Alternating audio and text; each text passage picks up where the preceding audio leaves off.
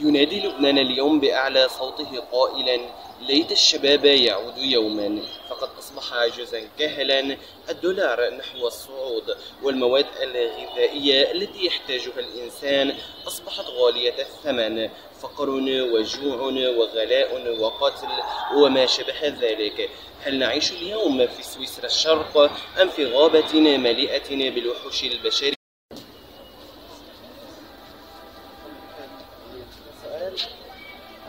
الدولار عم يرتفع بلبنان كثير وجايينا رمضان وعم بيقول بده يوصل لل 100,000، شو رد فعلك على هيدا الشيء؟ الله يعينه. يعني الله يعيننا معلم.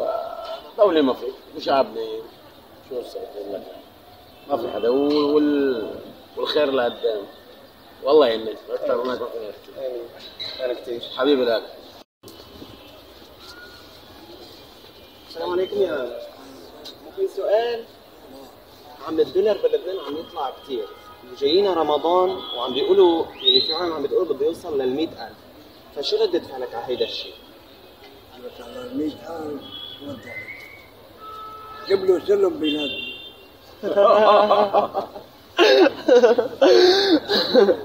طيب وبيطلع بيدنا نحن. يلا بعين الله. بيشتغلوا فينا عجايبهم بس الله كريم لا بده ما يضربهم، واما رجوعه الله بده. يلا الحمد لله. الله كبير الحمد لله. عن الدولار عندك مشكلة؟ الدولار بلبنان عم يطلع في عام عم بتقول بده يوصل لل 100,000 وهلا جايين الشهر الكريم شهر رمضان. شو ردة فعلك على هيدا الشيء؟ ردة فعلي انه الفقير ما بقى بيقدر يعيش، يعني المعاشات كرمالها عم الدولار صارت عم تقل، يعني كل ما طلع الدولار مع الجوزي عم ينزل، ما بقى له قيمة. يعني كيف الله بده يمد علينا هالشهر الكريم ما حدا بيعرف، عايشين مع فرة. يا رب يا رب ان شاء الله خير. شكرا كثير يا رب. شكرا كثير. عم ممكن سؤال؟ ايه تفضل. في عالم عم بتقول انه الدولار بده يوصل لل 100 وجايين الشهر الكريم، شو ردة فعلك على هيدا الشيء؟ الدولار بده يصير فوق ال 200 وما له رباط، ما في شيء يوقف الدولار ابدا، والاشياء عم تغلى للاخر. بدي اعرف الناس ليش بعدها ساكته؟ السبب ليه الناس ساكته؟ ليه بعدها ساكته على حراميه كلهم سوا؟ صار ثورة والدولار بعده عم يطلع. ما أنا ثورة، هودي هن بعتوها. الدولار بلبنان عم يطلع، العالم عم بتقول بده يوصل لل 100,000 وجايين شهر رمضان، فشو رأيك على هيدا الشيء؟ رأيي اللهم صل على النبي شيء بيصدم والله شيء بيصدم. يعني بهالبلد شو ما صار ما بقى تستعرف شيء، ما بقى في استغراب لشيء. عندك سياسية الله أكبر عليه. الحمد لله. عام ممكن سؤال؟ الدولار بلبنان عم يطلع وجايينا رمضان العالم عم بتقول بده يوصل لل 100,000، شو ردة فعلك على هيدا الشيء؟ على هيدا الوضع؟ هذا الوضع يستاهل يصير 500,000. ليش؟ لأنه نحن شعب ما حدا قامعنا، نحن قامعين نفسنا. نحن لو كنا قلب واحد وإيد وحدة ورب واحد نوقف بقدر هاي الطبقة الفاسدة كلها سوا، يعني من رأس الهرم لتوصل لأصغر واحد. يعني اليوم نحن بدنا نقول الدولة، خي الدولة مزبوط، خلينا نقول دولة فاشلة، ولكن التجار فجار. المؤسسات اللي عندنا كلها فيها احباط. يعني اليوم انا يا اخي بدي اقول لك روح على اي محل سوبر ماركت بتلاقي ربطة الخبز عند هذا 35 عند هذا 40. ليش؟ لان ما في مراقبة. هاي واحد. اثنين بيقول لك مثلا يا خيي انا دولار، طيب كل شيء جاي مستورد من برا خي دولار انا مع، اما المواد الاوليه اللي هي من ضمن البلد على اي اساس بدي بيعها دولار مثلا؟ ما هي هيدي شغلي انا، هي ما خاصه بالدولار.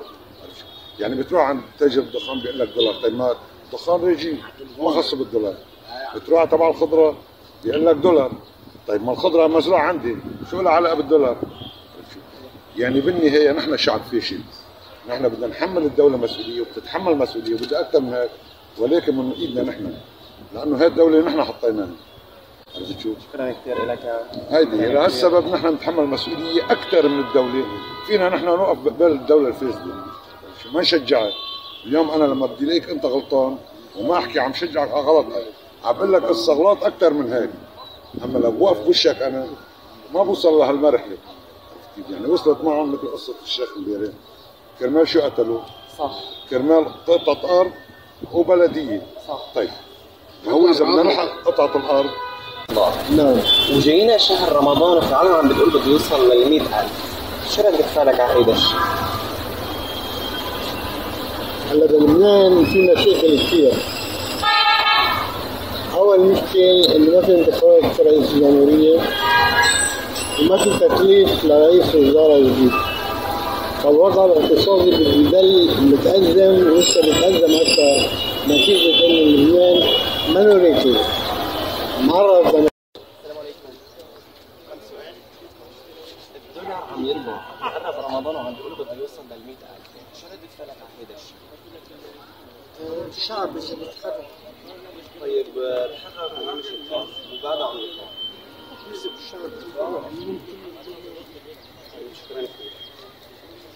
انا شاب بنص عمري يا اخي، ما بقدر اتزوج حدا يعطيني مصوري خي.